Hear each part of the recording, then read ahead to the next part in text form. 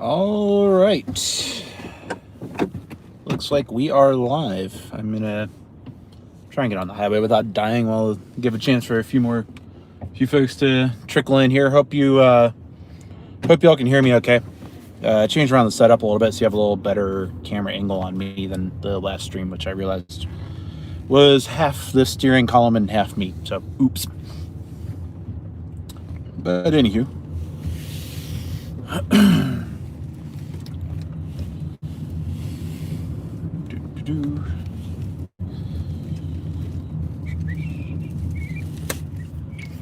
Yeah, stop it. Stay there.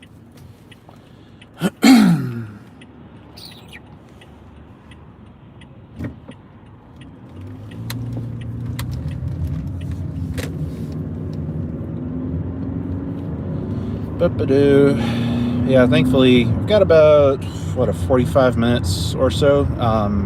So I'm on my way from Charlotte to Greensboro right now. I've got league tonight.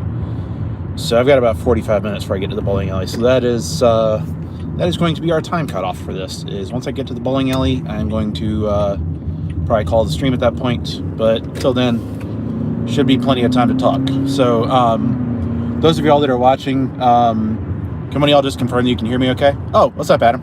I just want to make sure y'all can hear me at least okay-ish. So kind of a slightly ghetto stream setup. Awesome. Good to hear. So guess I'll just go on and get into it. I guess I'll start first with talking about the past couple of weekends of tournament bowling, because when last video I had on this channel actually was the first episode of Mobilized, when I was on my way to Wilson for the 5-man team tournament out there. So that pretty much went about as I thought it would from a lane play perspective. We actually drew lanes 1 and 2 for the first round, which turns out is I think the hardest pair in the building. One of, if not the hardest pairs in the building. It's a 24-lane center. And I ended up shooting, let's see, I don't remember my games exactly. I think it was 240 something, 250 something the first two, because I made the turn at 500 even. And then I shot 269 game 3, which I believe was either highest or second highest scratch series in the building. Ended up using my Axiom Pearl for a lot of the day, especially on the fresh. God, that's bumping up and down a lot. Hang on. Let's see if I can clamp that down a little more. Stay there. Like that. Alright, hopefully that is a little bit better. This is a kind of bumpy highway, so this might shake a little bit. Sorry about that.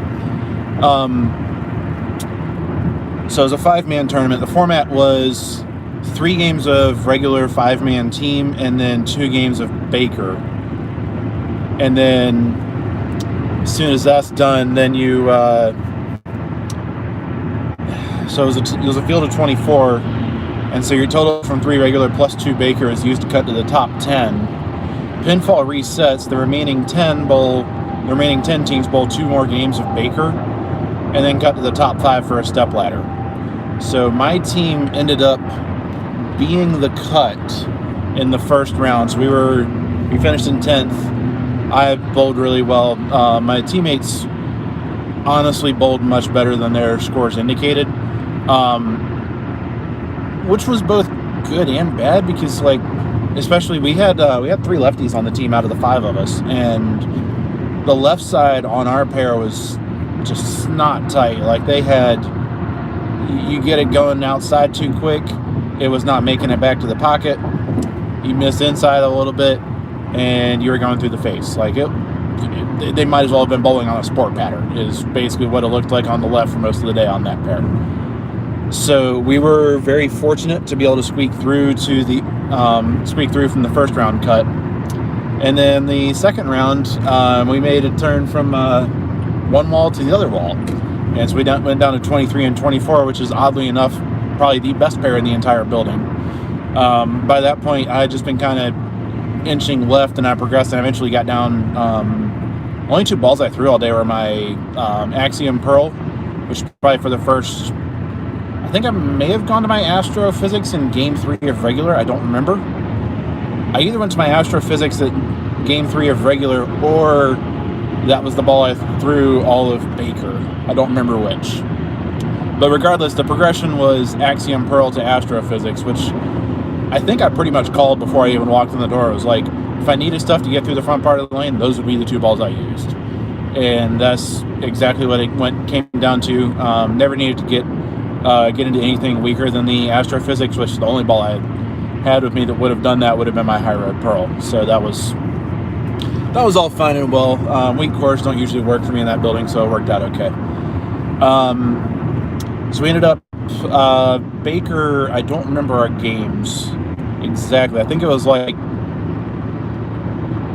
2-2-30 something. I think were our games in Baker. And so the Baker format was a little different in this tournament. Your leadoff bowler bowled the first and second frames, and then your second bowler bowled the third and fourth, so on and so forth. A little different. Personally, not a huge fan of it, just because I feel like Baker is run through the order once and then run through the order again, and that's your game for a 5-man team. So it's a little different. I talked with Justin, the tournament director, about it, and I was like, this doesn't feel like Baker per se. Like, I kind of get it, but I kind of don't at the same time. And, I mean, it is what it is. They announced it before anything started, so, no harm, no foul. We were all bowling under the same rule set, and we all knew what we were getting into, so whoop-de-doo. So, anyways, I was the anchor bowler for our team and all of Baker. And so I think I stepped up. So both of my 10th frames went exactly the same way, which was not a good thing in this case. Game one, we finished on the left lane, so I struck in the 9th. I think I was building off of a spare from the four spot bowler, and so I went strike, and then I had just had to make a guess on a slight move left. Or no, that was game two. Sorry. Game one, I packed it on the right lane, split the 8-9, 10 back, fantastic shot. And then I go to the left lane, pack it again, pretty like smash high flush, like you hit there, you're going to strike. Like if you hit the pins like on the 18 board, unless you're throwing like the complete wrong ball, most people are going to have like a 85-90% strike rate hitting like packed in high flush. Stuffed one of the biggest high flush 7 pins of my entire life, and it didn't even think about moving. So that was a little fun. Got out of the game with like 2 of 4, I think, scratch, and we had 15 or 20 pins a game of handicap between the 5 of us. So okay game, not great, not terrible. Definitely had to do, like, that was kind of our survival game, if that makes sense. And so then game two, we all had a much better idea of what we were doing on that pair for our second game of Baker in the elimination round, or in the second elimination round. And again, have a much better game going. I think we had, let's see, we got to 464. I think we had 250 or 260 working coming into when it was 250 something, I think. Sorry, I'm going off of memory here. This was a week and a half ago. We had a really solid game working into the 9th and 10th. Another team on our pair had the front 8, and so that was kind of cool. They ended up finishing off the Baker 300, which is pretty cool to see.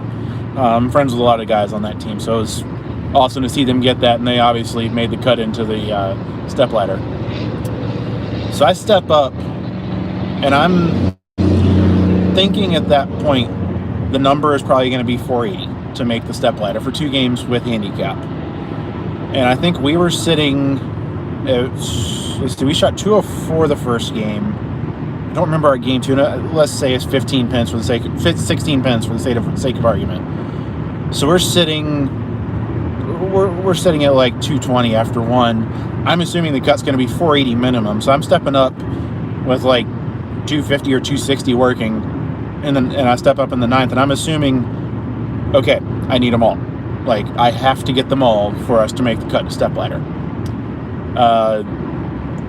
Threw the shot, so this is on the left lane of game 2 in the 9th frame. Threw it really good. I think I tripped the 9 pin.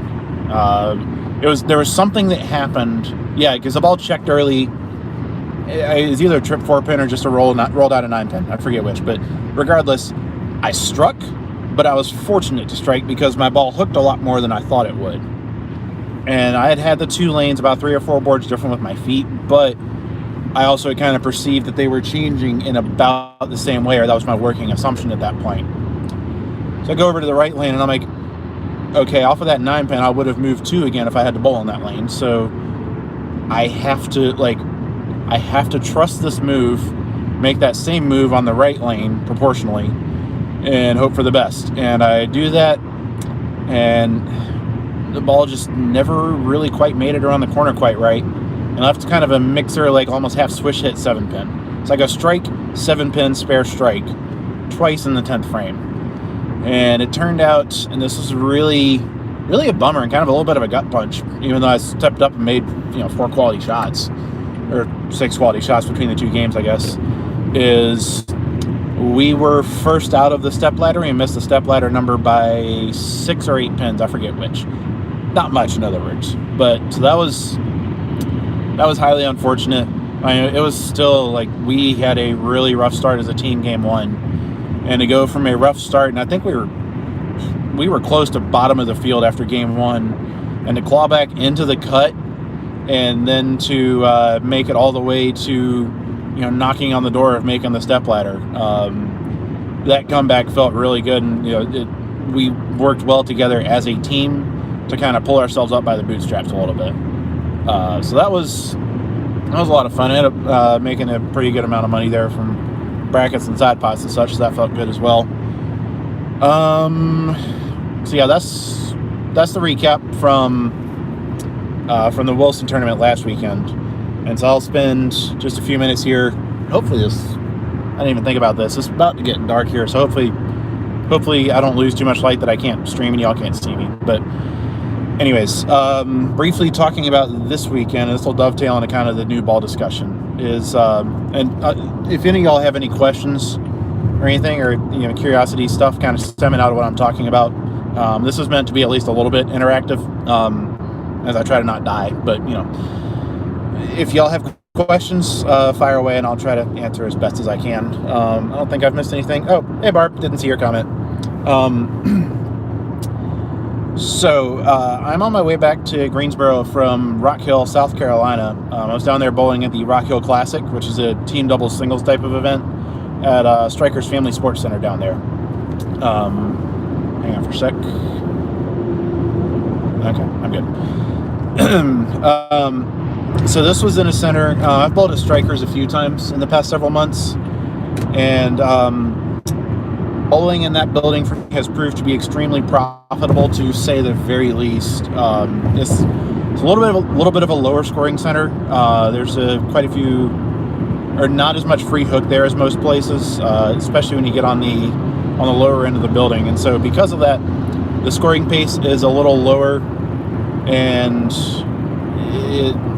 it doesn't take 260 or 270 to have a good day in brackets and side pots. And so that's a little better for me, because at least with how I'm bowling right now, I'm not like a super high ceiling in terms of my games, but I'm going to be really consistent for the most part. Sorry, Adam, what'd you say?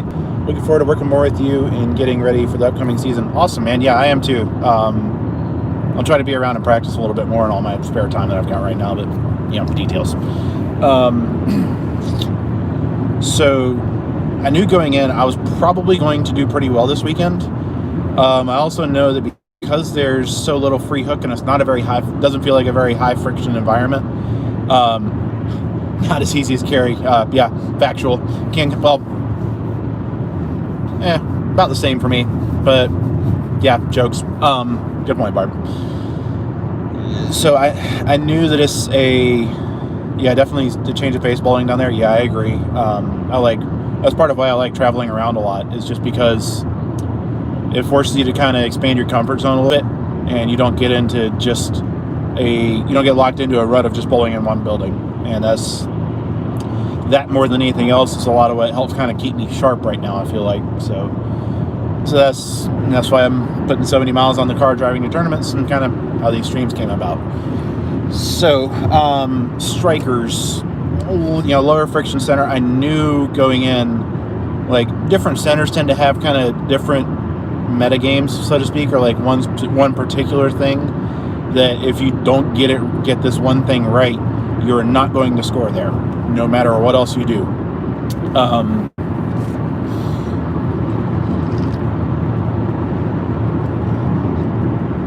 Strikers is a speed control center above all else. The miss long, like the miss fast, which means your ball isn't going to read the spot properly, is an absolute killer in this building, because if you miss fast, your ball's never going to hook up to the lane, and you're going to be leaving just a two pin, absolute best case. And what that means is, like, if you aren't able to be soft and consistently soft with your ball speed, then you're going to have a really bad time most of the time, unless you're able to just kind of like find a little bit of magic in there somewhere and pop off a couple big games. So I bowled 4 sets. It was 2 different team squads yesterday with 2 different teams, and then 2 blocks of doubles where your scores also count for singles were today. So I guess I know I've posted about most of this on Facebook already, but I'll kind of briefly talk through my sets and kind of what happened. Yesterday, the first team event was the 12:30 squad. We were bowling on fresh.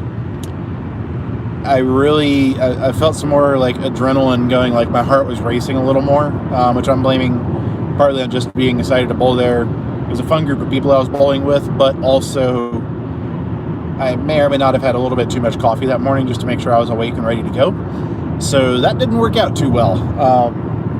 Started out with my phase 2 game 1.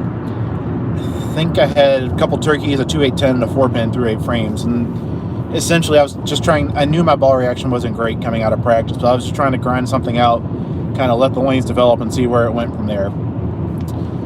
Pulled out my Axiom Pearl late in game 1. Actually had a really good look with that, and ended up shooting 224 and then 258 game 2, which, again, I was still kind of fighting things a little bit. I was really fighting quick shoulders for a lot of the weekend, so I'd actually get my right shoulder around really fast at the release point, which would kind of get my hand on top of the ball, which means I can't project it quite properly, but also inhibit speed control, which, again, catching a trend here. So I shot 258, and then I don't remember the exact sequence of events, but kind of got a little more of a pull and a little more wet-dry reaction. About halfway through the game, I ended up having to parallel like 4 or 5 left off of my Axiom and go into my proton physics, which was kind of through the brief time that I'd thrown my proton so far, I kind of almost perceived it as a stronger Axiom Pearl with more surface, more dig. So I was like, okay, I know the shape's working, it's just the Axiom Pearl is too fast, so let's go to the proton, roll through the puddle a little bit more, and grind something out from here. Would have been a 235, but I stoned an 8-pin on my second shot in the 10th, so another 224, 706 for series, I believe, and I think it was one of the better sets in the building. And my team actually, I think we're leaving this weekend. I think there's at least 1 or 2 more weekends after this. We're leaving in second place in team event for that squad, which is pretty cool. It's pretty solid, but unremarkable is honestly how I describe a lot of the weekend. So then set number 2 was not as good. Definitely my worst of the weekend, both by score and by execution. I still don't know exactly what happened that set, because I knew when stuff came off my hand whether or not it was a good shot, but I really, really struggled with just like being present and being quiet with my mind and like actually just focusing on making a good shot. And I had 7 or 8 shots off my, or like before the ball got to the arrows, I'm just sitting here like looking at myself and I'm like, what are you doing? And it was just like, it was an odd feeling, because I just like, my brain and my physical game just felt like they were completely disconnected. And that, especially when I'm kind of in a house where you have to be a little more careful with ball speed, and that's not necessarily something I'm great at, it's not a good combination. So I had a couple of mental errors. I missed 2 or 3 really easy spares. Like I missed a 10 pin or two, and I chopped a 2-8 to the left, which is not a miss I make very often. Missed all of that in that second team set. So I think I don't remember my series. It was like 620 or 630. Not super thrilled with that, but I was like, I was trying to just kind of keep my head on straight. Say, look, I've got a lot more bowling tomorrow. Still a lot of chance to put in some good results, so let's just go get some rest and eat a giant steak at Texas Roadhouse, which is delicious, by the way, and get some rest and get back in the morning. So I came back this morning. We had 2 sets of doubles. One was on the early squad was on fresh, and then the 12 o'clock squad was on the burn from the first squad, and we moved pairs, obviously. So first squad, I think I threw the proton physics the entire time. No, that's right. No, I didn't. I started with my IQ Tour Solid game 1, and I'd thrown a few different balls in practice. I had my IQ Solid with some surface on it. I had my proton physics, and I threw a couple shots with my face too. And I felt like the IQ Tour Solid was the one that was going through the pins the best. But I didn't throw it enough in practice to realize like it was a ball reaction where if I hit the pocket, I was going to strike, but I basically had to throw it perfect to hit the pocket. And so I started out game 1, I went strike, big 4, strike, 2-8. And I actually made that 2-8, thankfully. But it was very much had to throw it perfect, like lots of like really, really touchy ball reactions. So I'm like, okay, this is not the ball.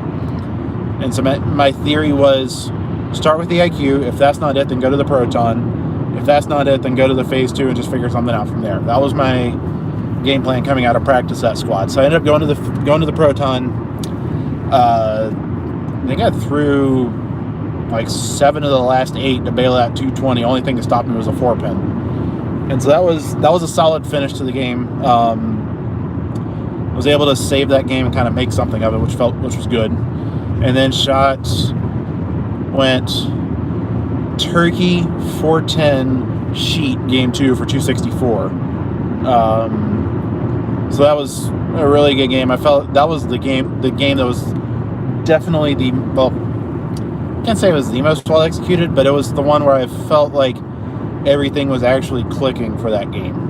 And ended up, there were 30 brackets that squad. I think I made like 22 finals or something like that with 220, 260. So that felt pretty good to pull that off. And then game 3, I still don't know.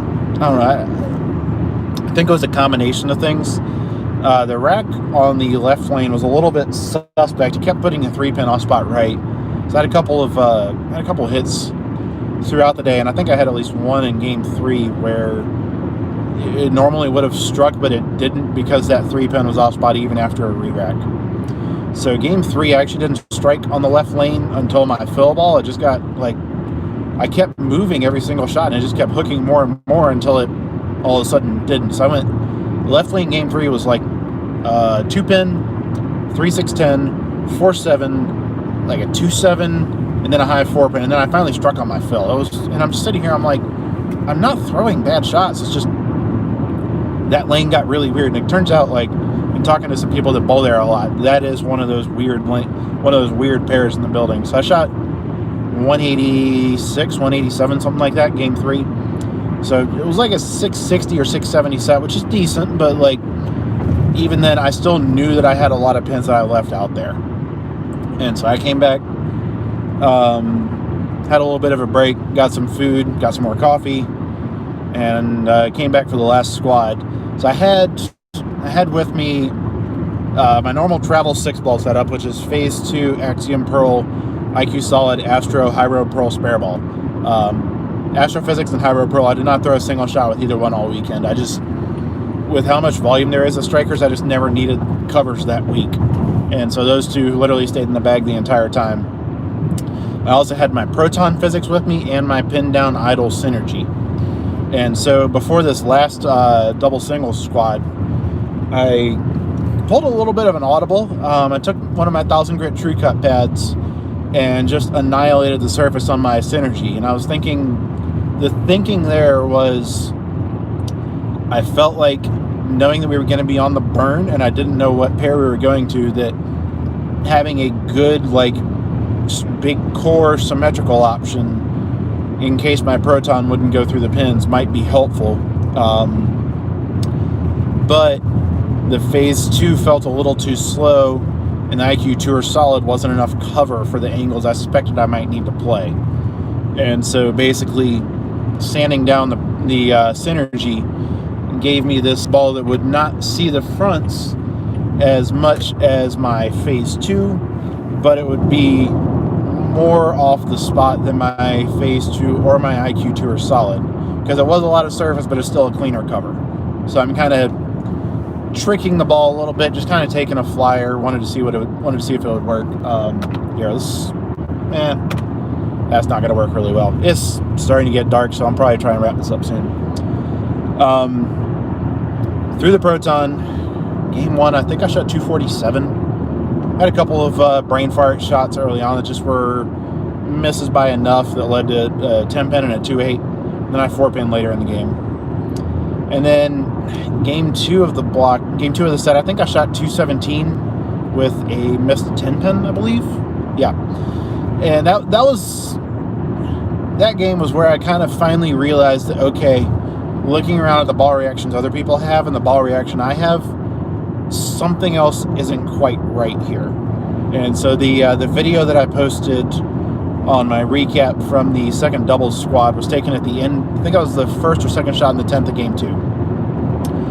And it was at that point that I realized that my backswing has actually crept up to be a good bit higher than what it's been recently when I was able to control my speed better. And so that explained why, even though, here, I'm just going to turn this on, screw it. So that way you can see me at least a little bit since it's getting pretty dark. That was when I realized that something was off, because I kept move up on the approach to control my ball speed. And I had moved up on the approach and my ball still wasn't slowing down. I'm sitting here and I'm just like, well, what am I supposed to do? Like, the ball won't slow down. So I was ripping the cover off the ball and just like doing everything else I could to try and throw it slow. But I couldn't. I don't think I got a ball below 17.5 at the pins all weekend. And that's me trying to gear down. And so I knew something else was up. And so then I see this video and I realized my backswing was too high. And so that just kind of a little bit of a gut punch, honestly, because I haven't had a whole lot of time to practice the last like month. And when I have, it's been more like testing new equipment, not just tuning up my physical game. And so that higher backswing is what led to the ball speed control issues. And so that was kind of a little bit frustrating to realize that. And so then I was like, okay, I'm going to do a couple things in game 3. Number 1, just walk in slow motion. Like, more than anything else, I just need to keep my ball speed down and hit the pocket 12 times. The other thing I did was I grabbed that idle Synergy on the fill, and it actually looked like it was going to be a pretty good, like, pocket splash type reaction. So I'm like, okay, I'm just going to throw the Synergy, keep it really simple, hit the pocket a lot, and hope for the best. So I don't remember the exact sequence of events. I shot 199 with a chopped a bucket, and then I left a 4.6 on my second shot in the 10th, and those were my only opens that game. But it was very much another just kind of really grindy game that honestly, like, felt like I did more than my scores indicated. But again, that gets back to this being a speed control center and me not being able to control my ball speed. And so ended up grinding out. I shot 199. I think I got to a low, like 663, I think was my last team set, or my last double set. So all in all, it was not a bad weekend of bowling. I'm walking out of the center with more money than I walked in with. And I had fun bowling. It was an awesome group of people. We had a great time bowling and hanging out together. But at the same time, like, it is kind of a reminder that like I need to make sure that I'm focusing on my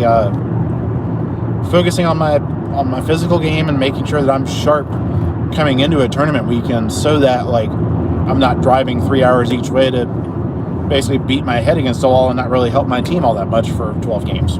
So it's still some positive, like I learned a lot. I'm taking some positives away from this, but at the same time, I know I have stuff to work on as well. So I think I've caught most of the comments. If any of y'all have any questions about that, let me know. Otherwise, I'm just going to kind of jump in. We got about 15 or 20 minutes left on the road. I'm going to talk just briefly about initial impressions so far of the 3 new Storm and Roto Grip balls. So let's just check. Hey, Biddle. Good to see you here. Thanks for hanging out. So let's see where to start. Start with the RST X1. So this is it's an updated version of the formulas used on balls like the UFO, the Halo, the Idol, stuff like that. It is Microtrax Hybrid is the cover, and it's got this new asymmetric core that's got a little bit higher RG. I think it's like a 253 undrilled RG and 15 pounds. And so the layout for both my RST and for my Proton is 4.5 by 4.5 by 4, which translates to I think 55 by 4.5 by 70 in dual angle terms. Puts the pin below my middle finger and the mass bias kicked over. It's either towards or on my VAL, but about 4.5 inches from my PAP. So pretty far down. It's a strong but controllable type layout that I like to put on a lot of standard ASIMs, just because drilling those pin up, I tend to get a lot of angle issues because of my rev rate. So the RST, I've only thrown it once in competition, and that was in league on Tuesday night. It is a very strong, like it's a deceptively strong ball is the best way I can think to describe it. It's not like super duper aggressive in the mid lane. It honestly reminds me a lot of a just an amped up Rubicon is how it feels in a lot of respects. A little bit more traction, a little bit rounder down lane, but also a little bit more overall motion down lane, where the Rubicon tends to be a little bit more on the like rolly and tumbly side of things. So I threw it in the first 2 games of league. I think I went like 230 and 2-0.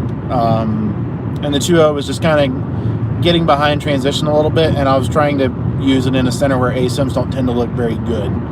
Even with that, like, the ball itself was still a lot of fun to throw.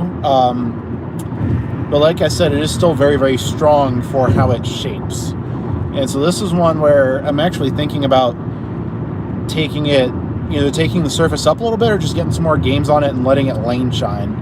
Because it seems like this is a ball that I think I'm almost getting like, I don't know, with that cover, it almost feels like it might be kind of in the same vein as the IQ Tour Nano Pearl, where it felt a little too strong and smooth out of box, but then once I got a few games on it, let it shine up, the cover kind of gains a little bit more down lane pop. And so that's something I want to kind of throw some more with RST and kind of see if I can feel it out that way. But overall, it's a very fun ball to throw so far. Still kind of trying to get a handle on its usage windows and when to use it and when not to use it. The one thing I will say is that ball has not stopped hooking for me yet in any situation ever, which is kind of ridiculous to think about. The other Roto ball and both of these release, what is it, a week from Friday, I believe, which is Black Friday, day after Thanksgiving. The other new ball is the Roto Grip Idol Synergy. This is the same icon core as the other balls in the Idol series, but it's a hybrid cover instead of the Microtrax Solid from the original Idol or the E-Trax Pearl on the Idol Pearl. This is E-Trax Hybrid. It comes shiny from the factory. Mine was really glossy out of the box, so I actually resurfaced it. Drilled this one pinned down, 4 inches pin to PAP, and a 3.5 inch pin buffer.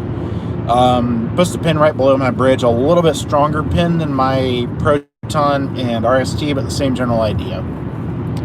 And so the thought here was, I was expecting it to be a very, like, an extremely punchy ball off the spot. Like, I thought it would be a trend, but a little more kick. And so that's why I set it up like that. Is my pin down trend I actually liked quite a bit.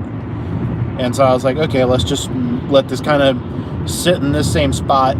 Plus, it would kind of be a way to complement the original Idol, was my thinking. And I don't know how much of this is related to the backswing issues that I mentioned earlier. That ball went 65 feet before it thought about hooking the first few shots that I threw it. Like, it would not pick up at all. And so I ended up taking it down to 3,000 and just kind of like making sure to really roll the ball and just to kind of let it like pick up and actually get through the pins properly. And it worked really well. Used it in league on Friday at Village Lanes over in Durham. And for a 3-game set, I did not miss the pocket, and I did not get less than 9. And I shot 785 clean. I was like, I don't remember my games. It was like 250, 240, 260, or 70, I think. No, that's not right. Anyway, I shot 785 clean. I threw the ball really well. I left a 9-pin and 2 stone 8-pins, and if I carry any one of those, I shoot 800. So that's just kind of a meh. It happens. So I'm admittedly still trying to get my head wrapped around that ball and what it does and how it reacts. So that's one. I'm gonna try and throw that ball as much as I can in the next couple weeks so I can get my head wrapped around it for the review video, which we'll be releasing on Black Friday. So definitely keep an eye out for that. And the other ball, and as I'm going through this, if y'all have any questions about the new gear or anything else I was throwing, definitely fire away with those. The other ball, and this is the one that I was very much expecting to like and has worked out exactly like I thought it would, is the Proton Physics. And so this ball releases, I think it's December 4th. It's the Friday after Black Friday. So this one is the Physics Core, and the Axiom cover comes from the factory with a 2000 grit surface. And so this one, I was essentially expecting a ball that very much felt like the Physics, just a little bit earlier and a little bit smoother, and that is literally exactly what this ball is. Is this working now? Hopefully. Are we on? Okay, I think we're good. Sorry about that. I'm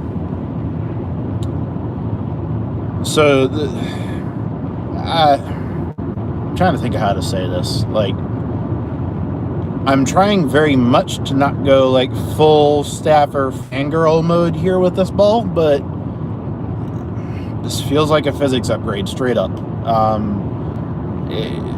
The only gripe I really had with the original physics was that it could get a little too clean and quick sometimes when you're on like long and heavy stuff like what we were bowling this weekend.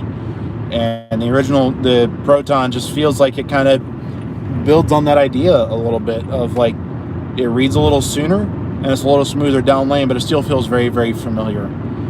So I've got the surface up on mine a little bit from factory. I think I've got 3000 grit on it. And that's just because based on my experience with the original Axiom, I knew I didn't want to hamstring myself with too much surface on this ball, because I could always add a little more if I needed it. And I never really felt like I did all weekend. Even with the aforementioned speed control issues, like the Proton was at least able to start up every time I threw it the entire weekend, which was really good. I'm very excited to throw this ball more. I mean, it's a ball with the atomic core inside of it, and I'm 3 for 3 on loving balls with that core. So it's worked out very well so far. It's one where, I want to test it more before I give like a final verdict, but so far so great on that front. Saw a question come in. Let's see if I can catch this real quick. Where do I get my stuff drilled? You bowl at Village. They don't take your PAP, no measurements or anything else. Everything hooks too much. I drill my own equipment, but I've been drilling out of Strike It Rich Pro Shop at Buffalo Lanes, Cary. I've been going to/through Rich for 5 or 6 years now. Been really happy with. We've got my fit nailed down, and Rich has a pretty solid idea of how to put an arsenal together. So I actually bowl league. I don't know if you bowl in the Tuesday league at Village, but I bowl out there. So hunt me down and let's talk on Tuesday if you want some ideas on stuff to drill that might work a little better as well. Always happy to help. Or if you drop a comment, probably won't be able to read much else because it was getting a little dark out here. But yeah, happy to help in any way I can. Bryson's a good dude though. He should be able to help you out for sure. Like between me and him, we should be able to get you pointed in the right direction. So those are initial thoughts on the 3 balls. RST feels like a turbocharged Rubicon, which is a lot of fun. Idle Synergy feels kind of like clean and smooth so far, but needs more testing to kind of understand the ball a little bit better. And the Proton Physics is just a whole lot of fun, but it's a physics less kind of expected. So yeah, that's about all I've got. Oh, the subscriber giveaway. It was a crazy week. I'm going to get that out tomorrow night. I apologize for the delays. And hopefully we can keep going on the drive to 2,000 subscribers, which we not sure we're at 1,600 yet, but getting close and hopefully continuing to grow. So yeah, I guess let me take a drink of water, and if y'all have any questions, then definitely fire away. Oh, also, I think I might have missed my exit. I'm not GPSing this, so I know roughly where I am. Hopefully I'm not lost.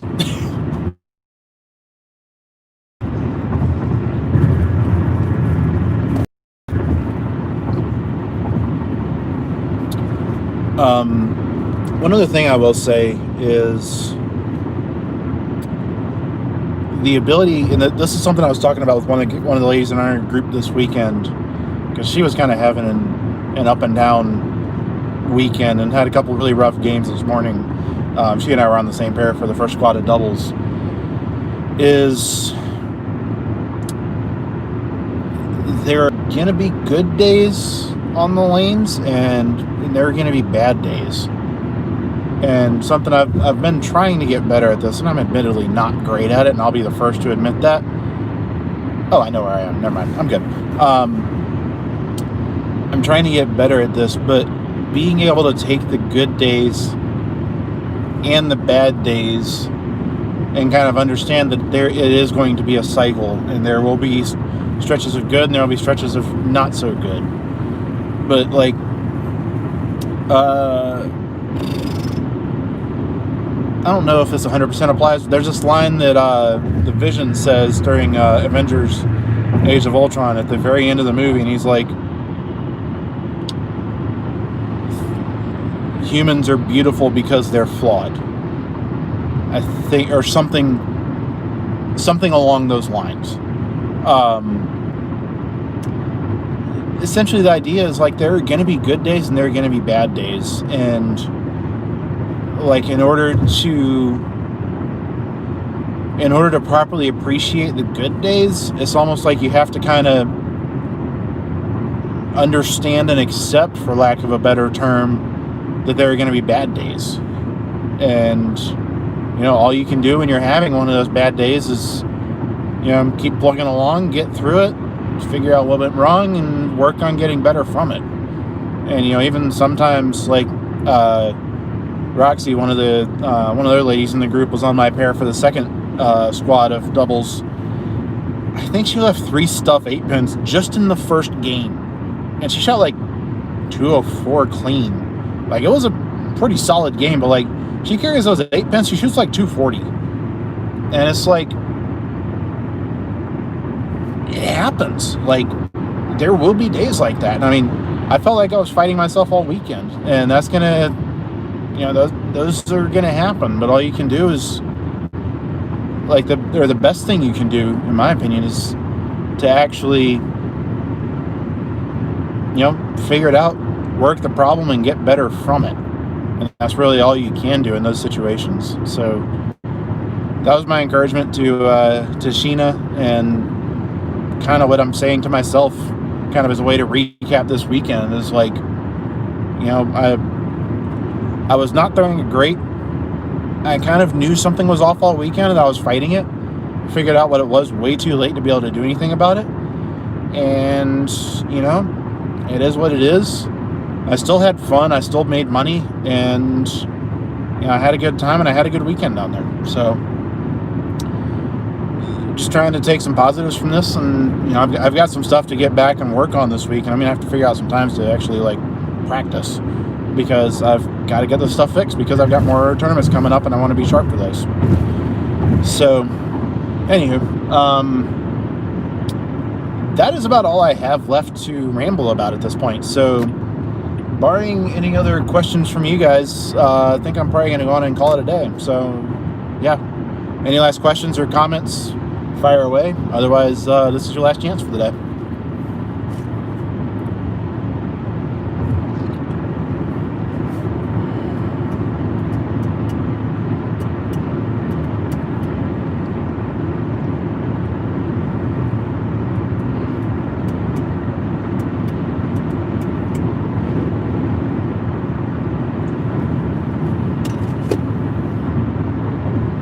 Luke says, why is it so dark?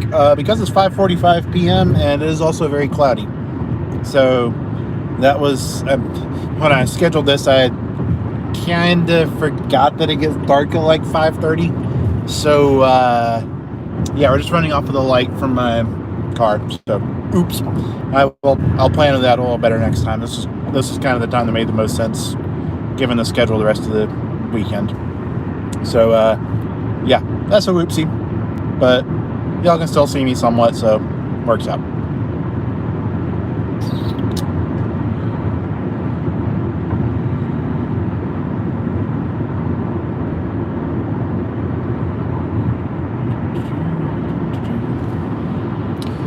Alrighty, well,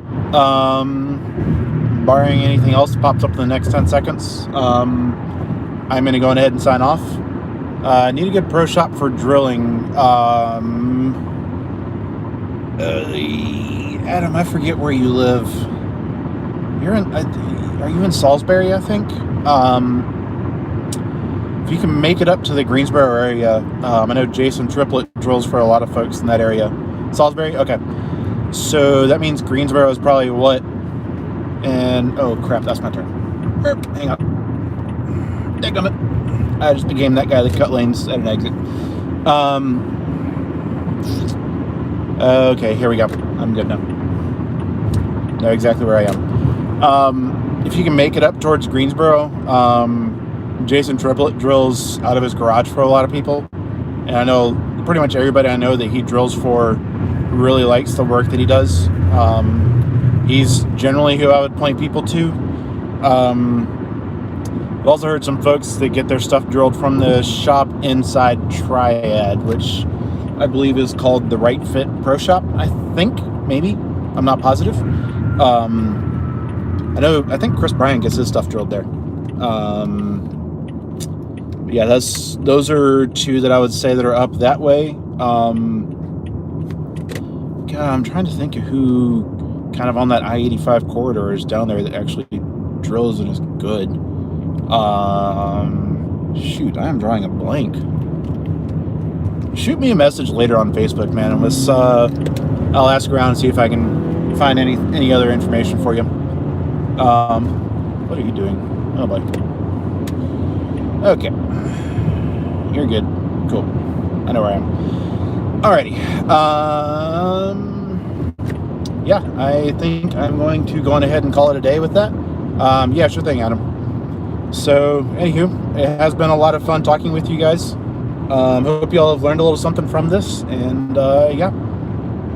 Until next time, good luck and good bowling.